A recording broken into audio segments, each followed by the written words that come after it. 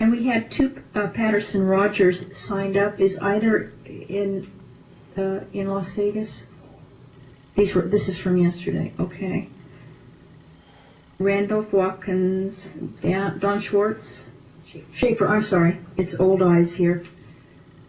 And then John Radoka.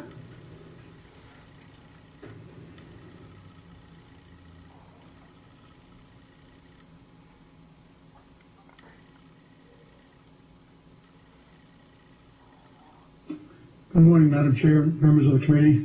Randolph Watkins, W-A-T-K-I-N-S. Some disclosures. I'm a member of the Common Interest Communities Commission on Condominiums and Condominium Hotels. I am not speaking on their behalf this morning. I'm speaking on my own behalf. I'd just like to reiterate I'm opposed to certain sections of SB 185. I won't go over them in detail as they have been that has been done quite a bit in the last day and a half, specifically sections 2 through 16. I would like to address section 16 very briefly as to fees and just reiterate that as a member of the commission, as the commission establishing these fees will take quite some time, will not be able to get out of the commission much before a year and a half. So I'm definitely opposed to the commission setting fees.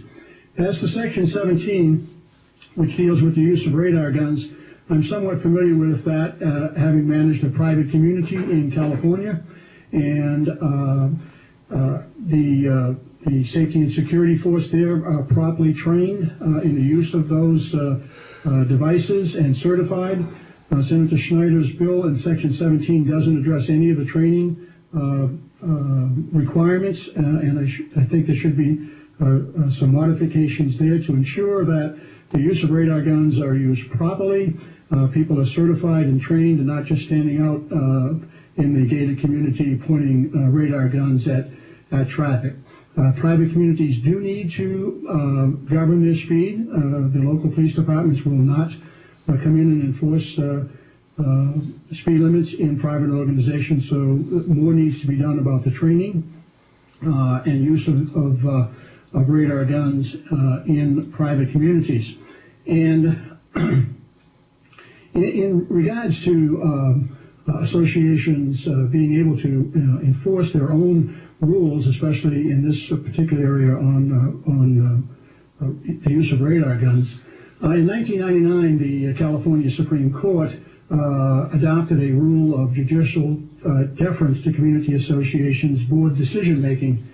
And that comes into play when the members of a community association seek to challenge ordinary decisions involving the exercise of management decisions.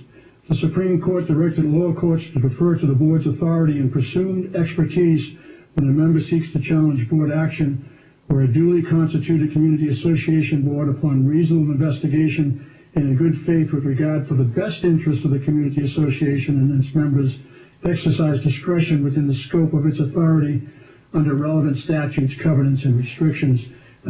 So in that regard, I think Section 17 needs some work so that the community can rely on the proper training and then rely on the board's decisions based upon citations that may be written for speed. Thank you very much, Madam Chair.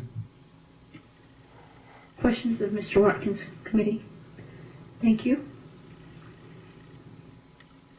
Next,